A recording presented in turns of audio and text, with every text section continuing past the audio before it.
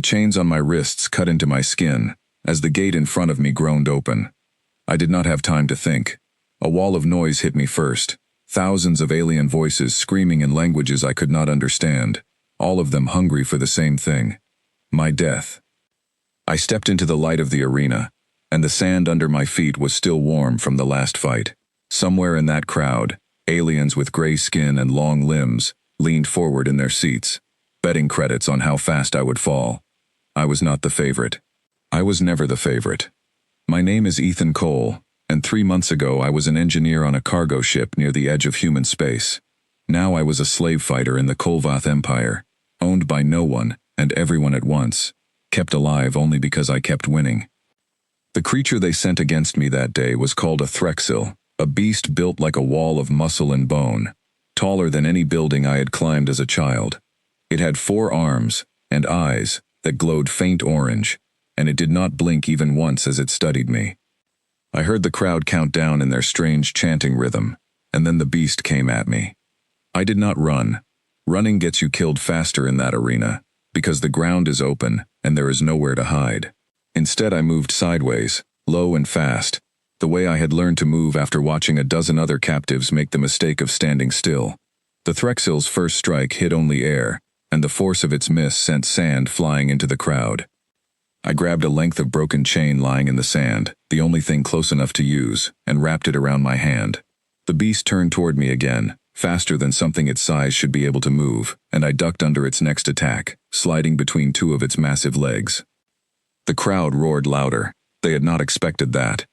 I used my momentum to swing up onto its back, wrapping the chain around a ridge of bone near its neck, pulling with everything I had left.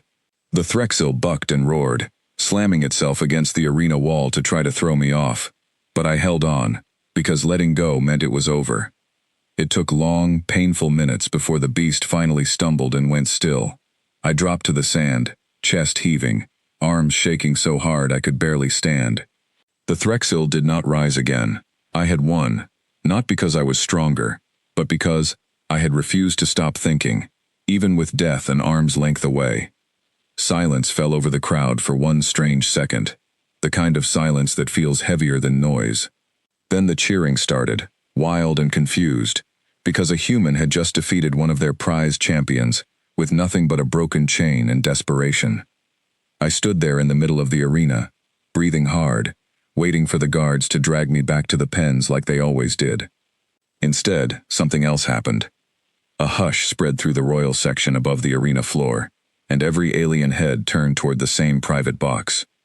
I looked up, wiping sweat and dust from my eyes, and saw her for the first time. She wore deep violet robes that caught the light strangely, and her skin held a faint silver shimmer that most Kolvath royals were known for. Even from that distance, I could tell she was young, maybe close to my own age by whatever standard her species used. She was not smiling like the others in that box. She was studying me the way a scientist studies something unexpected. I did not know her name yet. I only knew that every guard near me suddenly stood a little straighter, and every alien noble in that box suddenly stopped talking. She rose from her seat. I heard murmurs ripple through the crowd, confusion mixing with excitement, because apparently what she was about to do broke some kind of tradition. 2 guards flanked her as she made her way down a private stairway that led directly to the arena floor, something I later learned no member of the royal family had done in living memory. The gate guards moved to grab me, ready to haul me back to the cages the moment the show was over, but she raised one hand, and they stopped instantly, like her word alone carried more weight than 100 orders from anyone else. She stepped onto the sand, ignoring the blood and the broken chain and the still body of the Threxil only a few feet away, and walked straight toward me. Up close, her eyes were a pale gold color, sharp and intelligent, studying every inch of me, the way someone studies a puzzle they intend to solve. I stood my ground, even though every instinct told me to look away, because looking away in that arena was the same as showing weakness, and weakness got you killed. "You should be dead," she said, her voice carrying easily despite the noise around us. Her words came through a small device near her collar, translating her language into mine almost perfectly.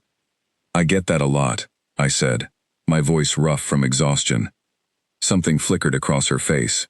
Not quite a smile, but close to one. She turned to the guards behind her and spoke a single sharp command in her own language. I did not understand the words, but I understood the reaction. Every guard in that arena straightened, and one of them, an older Kolvath soldier with silver markings on his armor, stepped forward and removed the shackles from my wrists. I stood there, rubbing the raw skin underneath, confused and wary, waiting for the trick, because in my experience, there was always a trick. By right of the Sethi's bloodline, she announced, loud enough for the entire arena to hear, I claim this human as my chosen champion. The crowd exploded into noise again, but this time it was different, filled with shock and disbelief rather than simple bloodlust. I looked around at the sea of alien faces staring down at me, and for the first time since I had been taken from my ship, I understood that something had just changed, though I had no idea yet what it meant. She turned back to me, and for a moment it felt like the noise of the crowd faded into the background. Walk with me, she said, and try not to die before we reach the palace. It would embarrass us both. I did not trust her. I want to be clear about that, from the very beginning. Nothing about kindness from someone who owned an entire species of gladiators felt real to me. But I also understood, standing there bleeding and exhausted in the middle of that arena, that whatever was happening now was the first real chance I had been given since the day my ship was pulled out of the void by tractor beams I never saw coming. The guards fell into formation around us as we crossed the sand toward a smaller gate at the far end of the arena, one I had never been allowed to use before. Through it, I could see a hallway lined with polished stone, lit by soft blue light, so different from the dark cages where I had been kept. As we walked, she glanced sideways at me. What is your name? Ethan, I said. Ethan Cole. Ethan Cole, she repeated slowly, testing the sound of it. I am Vera Sethis. You may call me Vera. I said nothing, still trying to understand why a princess of the empire that had enslaved me would walk into an arena covered in sand and blood just to speak with me directly. Around us, alien nobles watched from balconies above, whispering to each other, their eyes following us with a mixture of curiosity and suspicion. We reached the end of the hallway, where a set of tall doors slid open, to reveal a courtyard outside the arena, filled with strange plants that glowed faintly in the dimming light. For the first time in months, I was not walking in chains. Vera stopped and turned to face me fully. You fought well today. Better than well. You fought like someone who refuses to accept the ending others have already written for him. I didn't have much choice, I said. Refusing to die seemed like the better option. That flicker of something close to a smile appeared again. Good, she said quietly, because I need someone exactly like that. I did not know then what she meant, or what price would come with being chosen by a princess of an empire that saw my entire species as nothing more than entertainment. I only knew that the sand of that arena was behind me now, and whatever waited ahead of me in that palace was going to change everything. I was right, I just had no idea how much. The palace of the Sethi's family rose out of the capital city, like something carved from a single mountain of pale stone, its towers wrapped in threads of light that pulsed gently in the dark. I had seen it from the transport ship that first brought me here, but I never imagined I would walk through its front gates, instead of being dragged past them toward the arena pens. 2 guards led me down a long corridor lined with statues of past rulers, each one carved with the same sharp cheekbones and tall frames that seemed common among the Kolvath nobility. Vera walked ahead of me, her violet robes trailing against the polished floor, and every servant we passed lowered their eyes and stepped aside without a word. I kept waiting for the moment this all fell apart, for the guards to grab me and throw me into some worse version of the cage I had left behind. Instead, they brought me to a private chamber with a real bed, clean water, and clothes that did not smell like blood and sweat. It felt like a trap dressed up as a gift. Rest, Vera said from the doorway. Someone will bring food. Tomorrow we will talk about what happens next. And if I decide I would rather not be part of whatever this is? I asked. She studied me for a long moment. You could try to walk away. I would not stop you, but you would not make it past the outer gates before the guards, who answered to my brother, took you back to a cage, far worse than the one you left. I am not your enemy, Ethan Cole. Right now, I may be the only thing standing between you and something much worse." She left before I could respond, and I spent that first night staring at a ceiling made of pale stone, trying to understand what kind of game I had just been pulled into. The next morning, a servant named Ilya brought a tray of food and, more importantly, information. She was quiet at first, clearly nervous about speaking freely to a human, but curiosity eventually won out over caution. "You do not know what you have stumbled into, do you?" she said, setting the tray down. "I'm guessing you're about to tell me," I said. Ilya glanced toward the door before continuing, her voice low. "The Sethi's throne is contested. The old emperor is dying, and there is no clear heir. Princess Vera has two older siblings who both want the crown, and neither of them wants her to have any claim at all. What does that have to do with me?" "Everything," Ilya said. "There is an old tradition, rarely used because it is considered dangerous and old-fashioned. Any member of the royal family may strengthen their claim to the throne by presenting an unbeatable champion at the succession trials. A champion who represents strength the empire does not already possess. No one has used the tradition in generations, because no one could find a champion strange enough, strong enough, or symbolic enough to matter." I set down the piece of bread I had been eating, understanding beginning to settle over me like a weight. "And she thinks a human fits that description." "You defeated a Threxel champion with a broken chain," Ilya said simply. "The whole city is already talking about it." So that was the truth behind the kindness. I was not rescued. I was recruited, chosen the way a general chooses a weapon, because I happened to be sharp enough to be useful. It should not have surprised me, and in some strange way it did not, but it still stung more than I expected. When Vera came to see me later that day, I did not hide my frustration. "You didn't pull me out of that arena because you cared what happened to me," I said before she could speak. "You did it because you need a champion for your succession trials." She did not flinch, and she did not try to deny it, which I respected more than I expected to. "That is true," she said, "but it is not the whole truth. I could have chosen any of a dozen alien champions with reputations far more terrifying than yours. I chose you because of what you did in that arena. You did not win through strength. You won through thinking, through refusing to accept the fight everyone else assumed you would lose. That is rare, that is valuable, and frankly, it might be the only thing that can save both our lives in the trials ahead. So I'm a tool," I said flatly. "You are a person," she said, an edge of sharpness entering her voice for the first time. "One I am asking, not ordering, to help me. If you refuse, I will find another way, though it will be harder. But know this, Ethan Cole, if my brother or my sister claims the throne, the arenas will not simply continue as they are.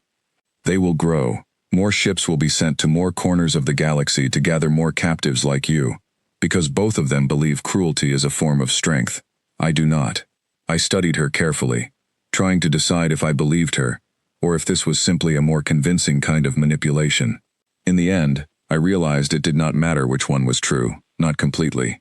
Either way, staying alive and gaining any kind of power in this palace was better than dying anonymously on that sand, for the entertainment of a crowd that saw me as less than a person. "If I do this," I said slowly, "it's not because I trust you. It's because I don't have a better option yet. But there are conditions." Something in her expression shifted, surprise mixed with what might have been respect. "I am listening." "The other humans," I said, "the ones still in the pens. If I win, if this works, you use whatever power that gives you to get them out too. All of them, not just me." She was quiet for a long moment, and I wondered if I had asked for too much too soon. Then she nodded once, firmly. "If you help me take the throne, or even strengthen my claim enough to survive what comes after, I will use every resource I have to free every human captive in this empire. I give you my word on the Sethi's name, which is not a promise I make carelessly." It was not trust, not yet, but it was a start, and in that palace of shifting alliances and buried threats, a start was more than I expected to get. Over the following days, I learned more about the world I had been dropped into. The Kolvath Empire stretched across dozens of star systems, ruled by a handful of noble families who competed constantly for influence and territory. The arena system existed partly for entertainment, and partly as a way for nobles to display the strength of species they had conquered or captured, a twisted kind of trophy case built from living beings. Veyra's older brother, Prince Kalen, was cold and calculating, known for using alliances and quiet threats to remove anyone who stood between him and power. Her older sister, a sharp-tongued noble named Sela, preferred more direct methods, and had a reputation for champions who did not survive their trials by accident. I also began noticing strange gaps in the histories the servants and guards mentioned in passing, references to old records that were never fully explained, mentions of a species from a distant system that had once been considered dangerous enough to avoid entirely. Whenever I asked about it directly, the conversation would shift, or the person speaking would suddenly remember somewhere else they needed to be. I filed that curiosity away, deciding it was not the most urgent problem in front of me. The succession trials were approaching fast, and if I did not prepare properly, none of the deeper mysteries of this empire would matter at all, because I would already be dead. Veyra assigned a trainer to work with me, a retired arena champion named Doran, who had survived more fights than anyone else in the capital, before finally earning his freedom. He was blunt, impatient, and utterly unimpressed by my earlier victory. "You got lucky," he told me during our first session in a private training hall beneath the palace. "The Threxil underestimated you. Every champion you face in the trials will not make that mistake twice." "Then I'll have to find something else they don't expect," I said. Doran studied me for a long moment, then allowed himself the smallest hint of a smile. "That," he said, "is exactly the right answer." We trained for hours each day, and slowly, I began to understand the shape of what the trials would require. It was not simply combat. There would be tests of strategy, tests of endurance, tests designed to break the will of anyone who was not prepared to think as much as fight.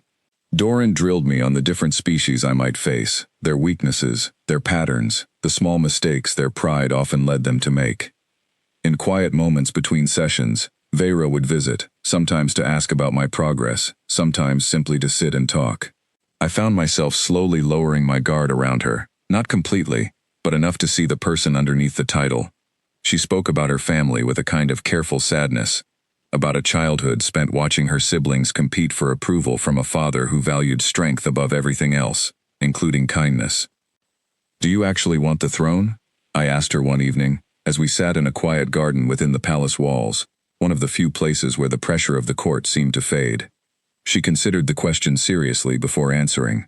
"I want the chance to change what this empire has become. If that requires the throne, then yes. If there was another way, I would take that instead. But there rarely is another way, not in a system built entirely on strength and fear.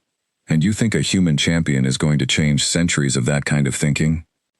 "I think," she said slowly, "that sometimes it only takes one unexpected thing to make people question everything they assumed was certain. You defeating that Threxil already has half the capital questioning what they thought they knew about your species. Imagine what happens if you defeat champions bred and trained for this exact purpose, in front of the entire empire." I did not have an answer for that, not yet. But something about the way she said it stayed with me long after that conversation ended. A quiet reminder that whatever came next in those trials would not just decide our survival. It might decide something much larger, something neither of us fully understood yet. The night before the trials were set to begin, I stood alone on a balcony overlooking the capital city, watching the strange lights of alien architecture stretch out toward the horizon. Somewhere out there, other humans were still locked in cages, waiting for a fate they could not control. I thought about the broken chain I had used in that arena, about the surprised silence that had followed my victory, about the way Veyra had walked calmly across bloodied sand, to claim me as something more than property. Whatever happened next, I was no longer simply trying to survive one fight at a time. I was standing at the edge of something much bigger, and there was no going back to the person I had been before that gate first opened. The horn that opened the succession trials sounded like nothing I had ever heard before, a deep note that seemed to vibrate through the stone floor of the massive Colosseum, built specifically for this event. It made the arena where I had first fought look small by comparison, a bowl of white stone rising so high that the crowd at the top looked like tiny specks of color. I stood at the edge of the champions' platform, alongside representatives chosen by every noble family competing for influence in the succession war. There were 7 of us in total, each one representing a different bloodline, each one carrying the hopes of powerful families who had spent fortunes preparing their champions for this moment. Most of the other champions were exactly what I expected, towering alien warriors bred for generations to fight, wrapped in armor decorated with the symbols of their houses. A few gave me curious glances, clearly uncertain what to make of the humans standing among them. One champion, a massive creature with plated skin the color of dark iron, did not bother hiding his contempt. "They sent an insect to compete with warriors," he said, his voice carrying easily across the platform. I did not respond. Doran had warned me about exactly this kind of moment, told me that champions who let anger control them in the trials rarely survived long enough to regret it. Instead, I focused on Vera, standing in the royal section above, with the composed expression of someone who had learned long ago never to show weakness in public, even when everything depended on the outcome below. The first trial was called the Gauntlet of Endurance, a test that stretched across 3 days without proper rest, moving through a shifting maze built into the Colosseum floor itself, filled with traps and puzzles designed by the Empire's most twisted engineers. Champions were not required to fight each other directly during this stage, but the maze itself was more than willing to punish any mistake. I entered the maze with the others, watching as most of them immediately relied on brute strength, smashing through walls or forcing open sealed doors rather than solving the puzzles hidden within each section. That approach worked for the first hour, until the maze began adjusting itself, sealing off paths that had been forced open, and creating new obstacles that punished exactly that kind of impatience. I moved differently. I studied the patterns in the walls, noticed the small symbols carved into certain stones that seemed to correspond with pressure plates hidden along the floor. Where other champions wasted their strength fighting the maze directly, I worked with its logic instead, finding paths that avoided the worst of its traps entirely. By the end of the first day, 2 champions had already been eliminated, injured badly enough by the maze's defenses that they could no longer continue. I pressed forward carefully, sleeping in short bursts when I found safe pockets within the structure, always aware that exhaustion was as dangerous here as any trap. On the second day, I encountered the iron-skinned champion again, trapped in a section of the maze that had sealed behind him after a failed attempt to force his way through. He was strong enough to survive the trap that caught him, but not strong enough to break free of it without help. I could have left him there. Doran had reminded me more than once that mercy in these trials was a luxury few champions could afford, but something about walking past a trapped opponent while pretending not to notice sat wrong with me, a reminder of exactly the kind of cruelty this entire system was built on. I studied the mechanism holding the trap in place, found the pattern that matched what I had already learned about the maze's design, and released it. The champion stared at me with something between confusion and suspicion as the barrier slid open. "Why?" he asked simply. "Because I'm not interested in becoming exactly what everyone here already expects me to be," I said, and continued on my way without waiting for a response. I did not know if that decision would help me or hurt me later. I only knew it felt like the right one, and in a place built entirely around proving strength through domination, that quiet act of choosing differently felt like its own kind of victory. By the time the Gauntlet of Endurance ended on the 3rd day, only 4 champions remained, myself included. I emerged from the maze exhausted, covered in dust and shallow scrapes, but intact. The crowd, expecting the human to be among the first eliminated, greeted my survival with a mixture of confusion and grudging respect. The second trial, called the Contest of Wits, took place in a grand chamber filled with strange puzzles that tested strategy rather than physical strength. Each champion faced a series of challenges representing political and military scenarios the Empire's nobility often encountered, forcing us to make decisions with limited information and immediate consequences. This trial suited me far better than the maze had. My years working as an engineer on a cargo ship had trained me to think in systems, to solve problems methodically, rather than through raw force. While 2 of the remaining champions struggled with challenges that required patience and careful thought rather than strength, I moved through each puzzle with growing confidence. By the end of that trial, only 2 champions remained standing among the top scorers, myself and a Kolvath noble named Desserin, a sharp-eyed strategist trained since childhood, specifically for moments like this. The 2 of us would face the final trial together, a direct combat challenge designed to determine the last champion standing.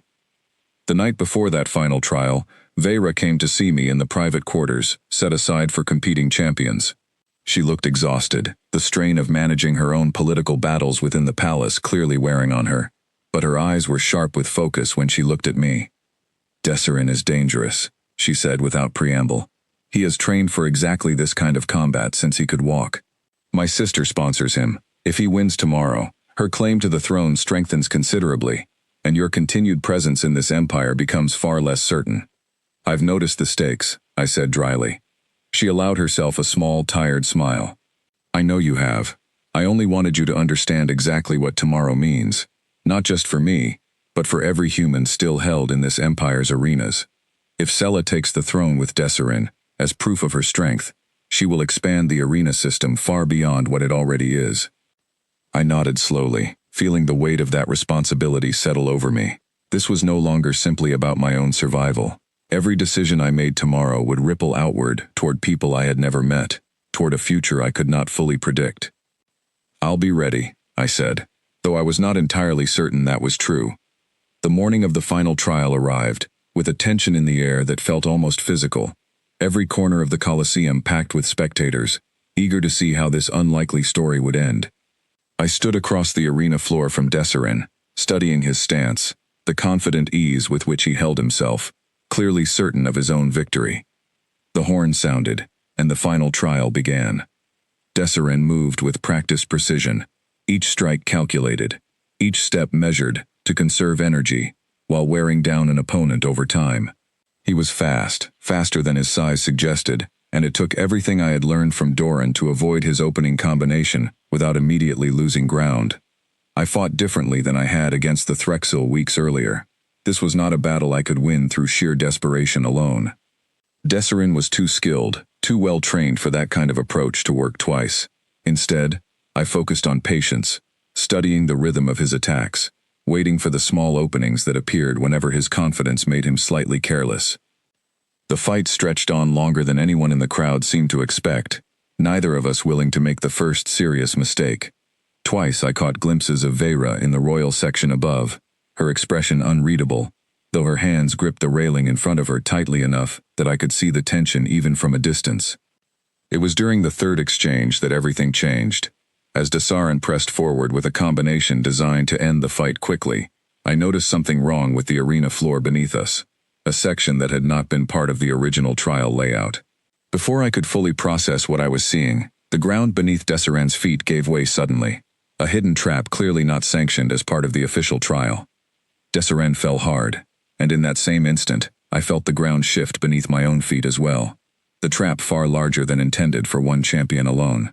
I threw myself sideways, barely avoiding the same fall, catching the edge of solid ground with both hands, as loose stone crumbled away beneath me. The crowd erupted into confusion, guards rushing forward toward the arena floor, as officials scrambled to understand what had happened.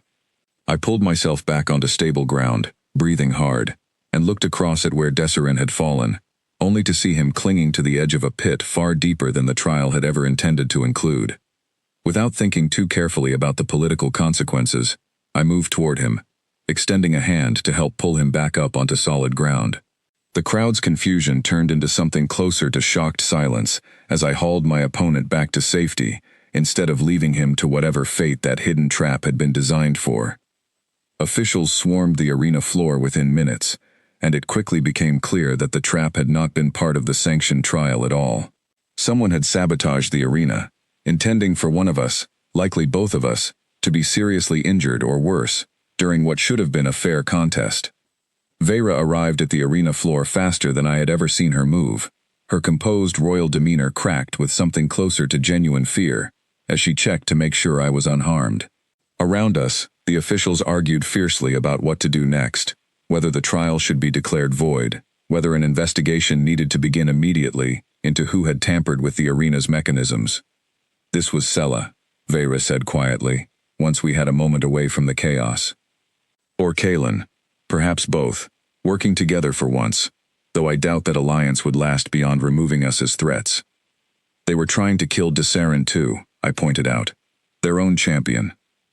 A dead champion who appears to have died honorably during a trial is far less embarrassing than a defeated one, Vera said grimly, and if you had fallen as well, it would have looked like nothing more than an unfortunate accident during a dangerous trial.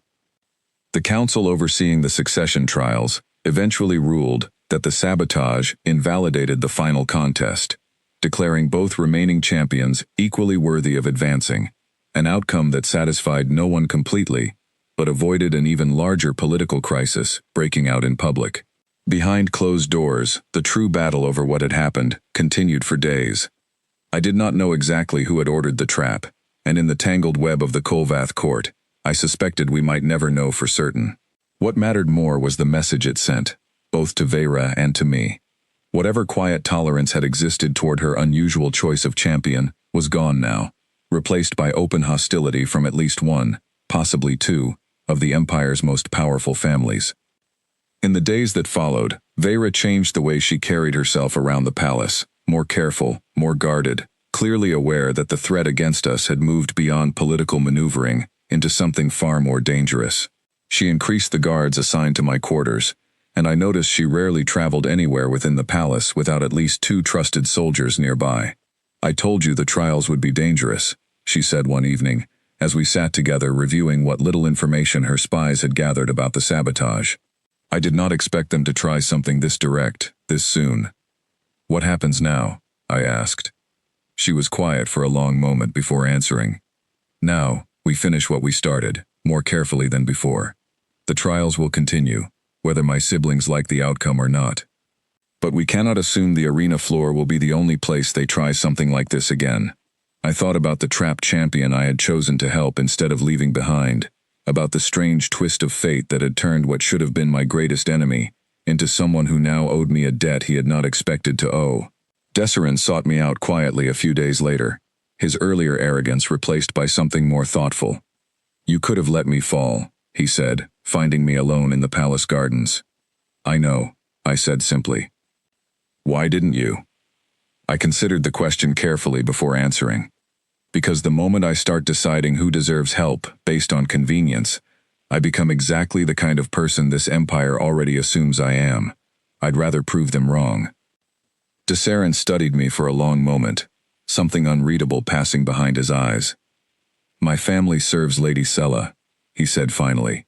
"I cannot openly oppose her, but I will not forget what you did, human. If the day comes when that debt matters, know that I remember it." He left without another word, and I stood alone in that quiet garden, wondering exactly how many more unexpected alliances and unexpected enemies waited ahead in the trials still to come. The final stage of the succession trials, the one that would determine whose claim to the throne carried the greatest strength, was still weeks away. But the sabotage in the arena had made one thing clear to both Vera and me. We were no longer simply competing within the rules of an old tradition. We had become genuine threats to people willing to break those rules entirely to remove us, and surviving what came next would require more than skill in combat alone. It would require uncovering exactly what our enemies feared badly enough to risk breaking centuries of tradition to stop us. The attack came 3 nights later, while I was still turning over Desserin's warning in my mind, wondering what other dangers were waiting for us in the shadows of the palace. I woke to the sound of my chamber door being forced open, guards I did not recognize moving with a purpose that had nothing to do with protection. I had not survived weeks of arena fighting by sleeping without one eye toward the door. I rolled off the bed as the first intruder lunged, using the momentum of my movement to knock him off balance rather than meet his strength directly. A second guard followed close behind, but the narrow space of the chamber worked against numbers, and I used it, forcing them to come at me one at a time, rather than together. By the time Vera's personal guards arrived, alerted by the noise, I had managed to hold off both attackers, though not without new bruises to show for it. The intruders were subdued rather than killed, a choice I insisted on despite the urging of the guards to end the threat permanently. I wanted answers, not more silence.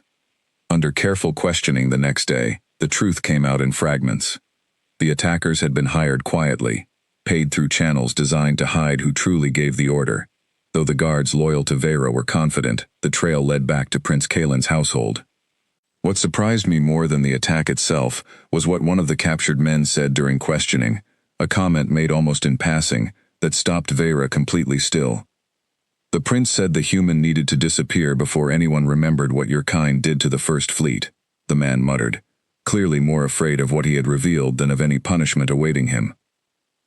Vera dismissed the guards immediately afterward, her expression carefully controlled in a way that told me she was hiding something far larger than simple political maneuvering. When we were finally alone, I asked the question that had been sitting heavy in my chest since the moment those words were spoken. What First Fleet? She hesitated, and for the first time since I had met her, I saw something close to genuine fear in her eyes. There are records, she said slowly, buried deep within the Imperial archives, records most citizens of this empire are never permitted to see. I only know fragments myself, passed down through whispered stories within the royal family. Tell me, I said. She led me that same night to a section of the palace archives normally sealed to anyone outside the highest ranks of Kolvath nobility, using access granted to her by birthright to bypass locks that would have stopped almost anyone else. Deep within those archives, in a chamber that clearly had not been disturbed in generations, we found records written in an older form of the Kolvath language, difficult even for Vera to translate completely. What we pieced together that night changed everything I thought I understood about my place in this empire. Centuries earlier, long before humanity had developed any technology capable of reaching beyond our own solar system, a Kolvath scouting fleet had traveled toward a small, unremarkable blue planet on the edge of known space. The records described the mission as routine, intended simply to catalog another primitive world for potential future use, exactly as countless other worlds had been cataloged before. The fleet never returned. Later records, written by officials clearly struggling to understand what had happened, described fragmented signals received before contact was lost entirely, signals that suggested the humans on that world had not been primitive at all. Something on that planet had destroyed an entire scouting fleet, technology and tactics far beyond what any records predicted a species that young should possess. The Empire's response, according to what we could piece together, was not curiosity or renewed contact. It was fear. An official decision was made at the highest levels of Kolvath leadership to erase all records of that early contact, to treat the incident as though it had never happened, and to avoid any further contact with the species from that world entirely, for fear of provoking something the Empire did not fully understand. But that can't be right, I said, staring at the ancient records in front of us, struggling to reconcile this story with everything I knew about the primitive state of Earth, even in the more recent past. Humanity barely had space travel 100 years ago. We were nowhere near ready to fight off an alien fleet. Vera shook her head slowly. I do not think this incident happened as recently as your own memory of Earth's history. These records are old, Ethan, far older than anything either of us has personally experienced. Whatever destroyed that fleet, it happened long enough ago that your own people may have simply forgotten it ever occurred, the same way my people buried the memory intentionally. The implications settled over me slowly, heavy and unsettling. If this story was true, humanity had encountered this empire, or one of its predecessors, long before recorded history as I understood it. And something about that encounter had frightened an entire interstellar civilization badly enough to erase it from memory, rather than risk contact again. That's why they started taking us, I said quietly, pieces falling into place. Not just because we're useful in the arena. They're studying us, testing us, trying to understand what makes us dangerous before we remember it ourselves. Vera did not argue the point, her silence confirming what I already suspected was true. If my brother believes reviving that old fear could strengthen his claim to the throne, she said slowly, convincing the court that humanity represents a hidden threat, requiring stronger control, stronger containment, it would explain everything. The attack tonight, the sabotage during the trials. He is not simply trying to eliminate a political rival, Ethan. He may be trying to eliminate proof that a human can be reasoned with, worked alongside, rather than feared and caged. I thought about every human I had seen in those arena pens, taken from ships and colonies scattered across human space, treated as nothing more than curiosities and weapons for entertainment. If Vera's brother succeeded in reviving old fears about humanity, those captives would not simply remain prisoners. Their treatment would grow far worse, driven by fear rather than simple cruelty, and more ships would be sent to gather more of us, before we could ever understand what we were truly facing. We can't let that happen, I said. No, Vera agreed, her voice steady, despite the danger clearly settling over both of us now. We cannot. Over the following days, we worked carefully to gather more information, moving quietly, to avoid drawing further attention from Kalen's household, while the political tension within the palace continued to build.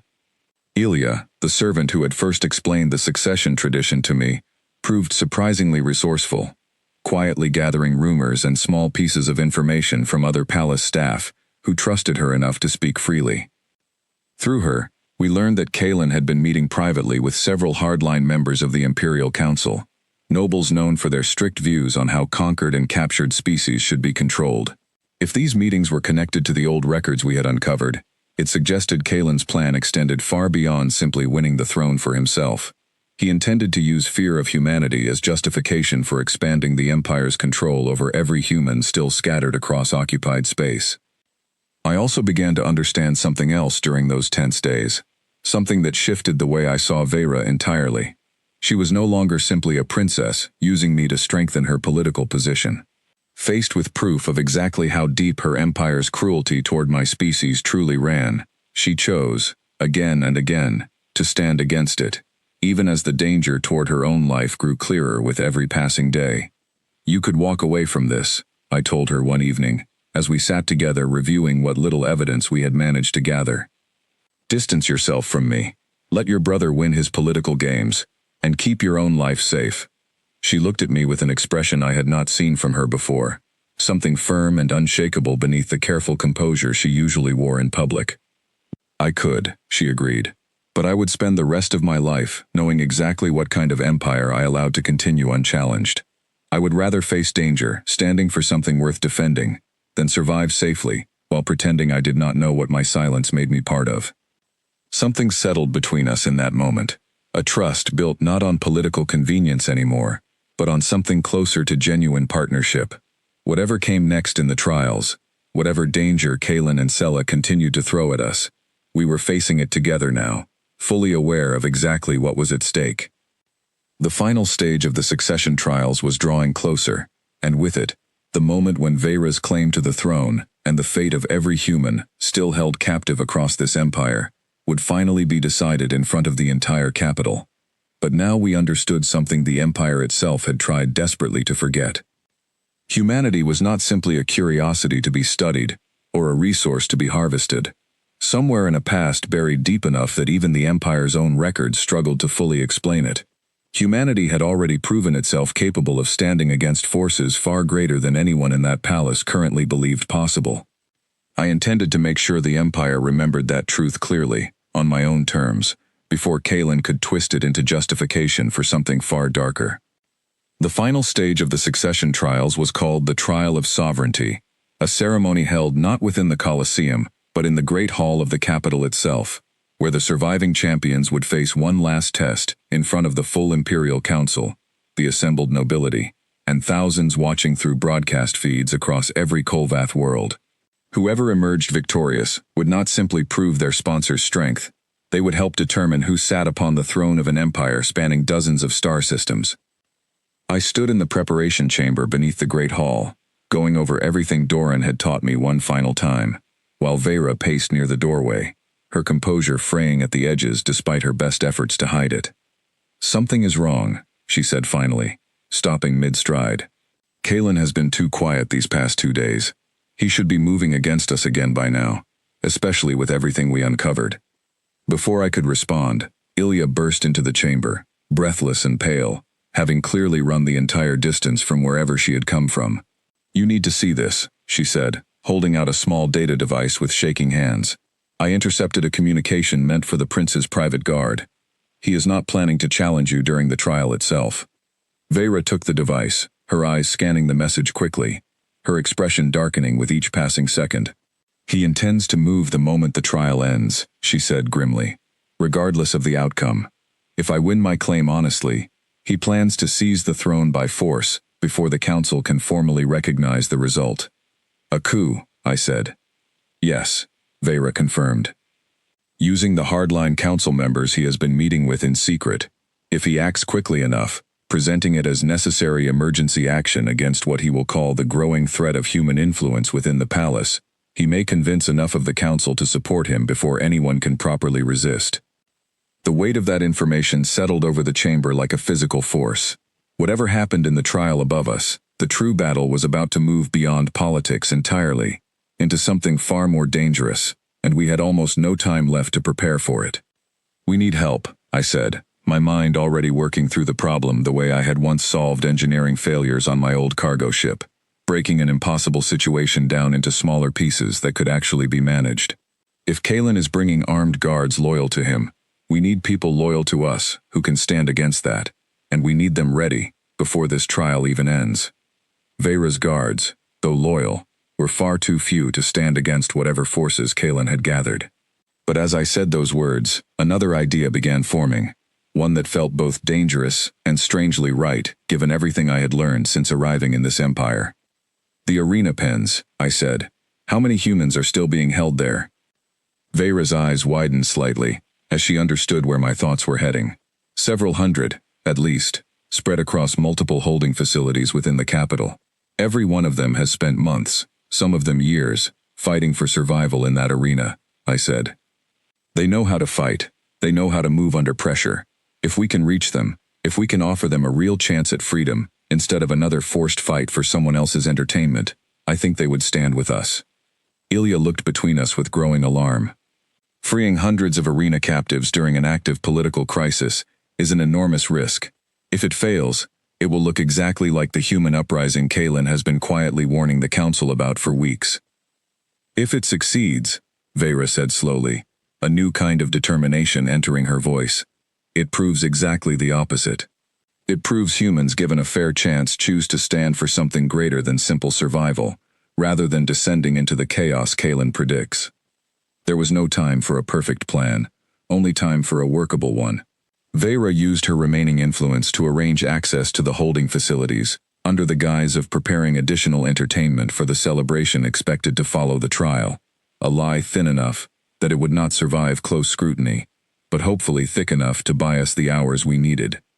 I went personally to the largest holding facility, the same one I had been kept in before that first fight against the Threxil, and found Owen Grant, a former soldier who had become something of a quiet leader among the captives during my time there, someone the others trusted enough to follow without hesitation.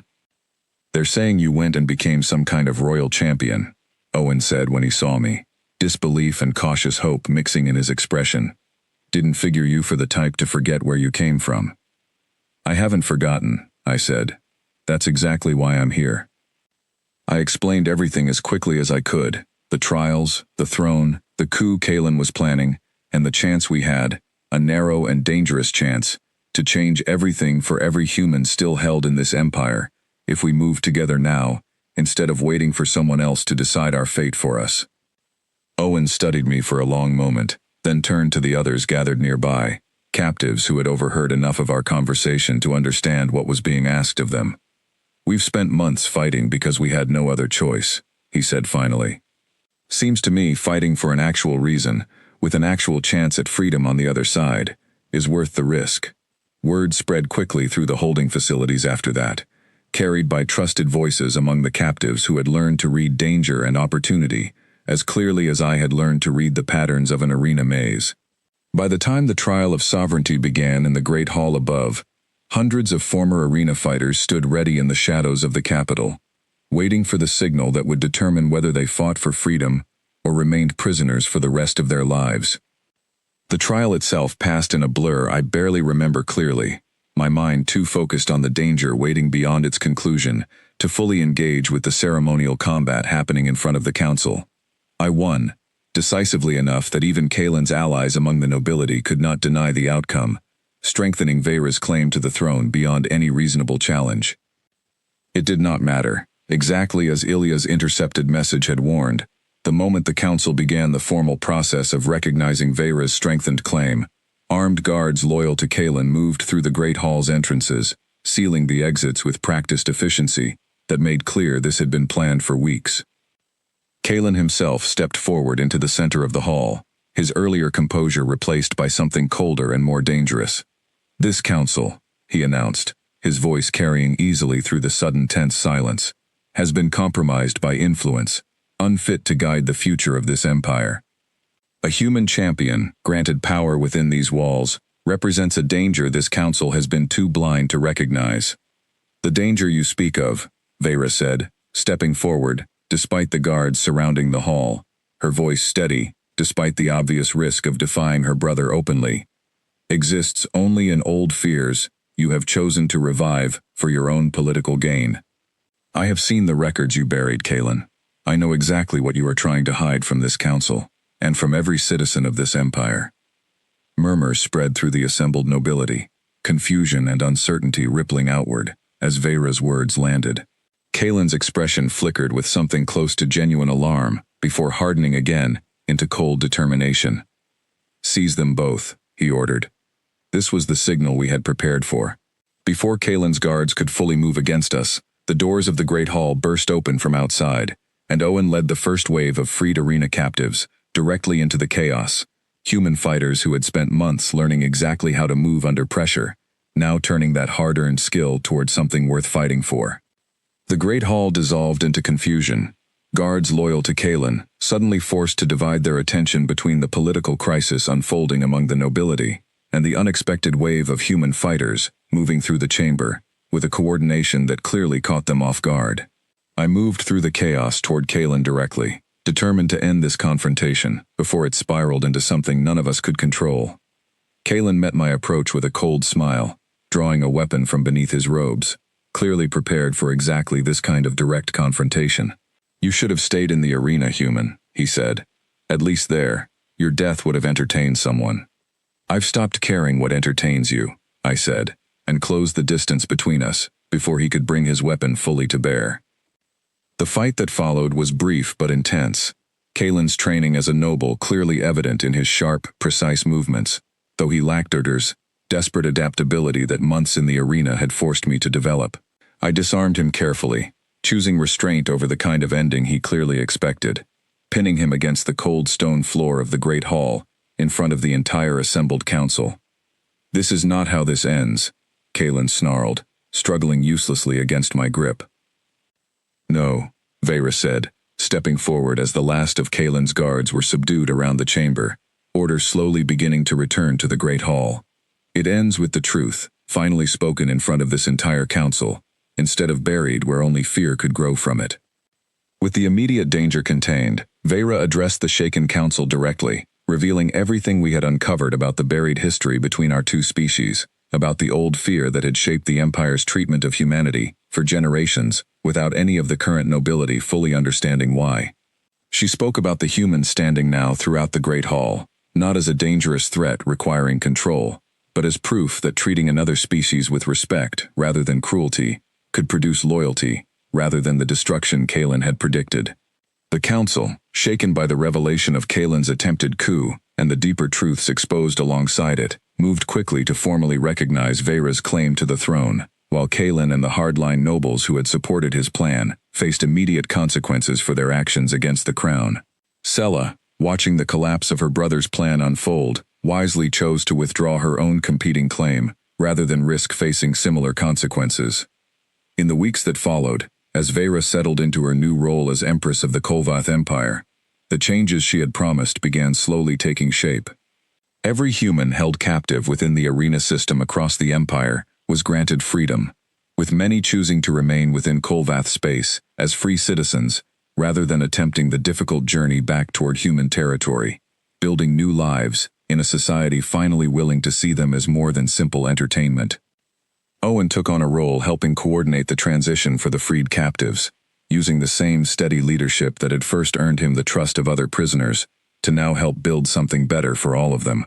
Desireen, true to the debt he had acknowledged in that quiet garden conversation, became one of the strongest voices among the nobility supporting Vera's reforms, his own experience during the sabotage trial having shifted his understanding of what humanity truly represented. I stood beside Vera during her formal coronation, watching as she addressed not just the nobility of the capital, but the entire empire through broadcasts reaching every Kolvath world, speaking openly for the first time about the buried history between our species, about the fear that had shaped generations of cruelty, and about her intention to build something different moving forward. "A single unexpected choice," she said, her words echoing through the great hall and beyond it, "can change the story an entire empire believes about itself. I chose a human champion from that arena, not knowing what it would ultimately cost, or what it would ultimately reveal. I only knew that something about that choice felt like the beginning of something better than what came before it. I thought back to that first moment in the arena, chains cutting into my wrists, certain that day would be my last. I thought about the broken chain I had used to survive, about the silence that had fallen over that crowd when Vera descended onto bloodied sand to claim me as something more than property. I had entered that arena, as a prisoner, with nothing left to lose. I walked out of it, eventually, as something else entirely, a symbol whether I had asked for that role or not, proof that fear built on old misunderstanding could finally be replaced with something stronger and far more lasting. Humanity's reputation across the stars was no longer defined by cages and old buried fear. It was beginning to be defined, slowly and carefully, by choices like the one Vera had made that day in the arena, and by everything that choice had ultimately set into motion for both our species moving forward, together, into whatever came next.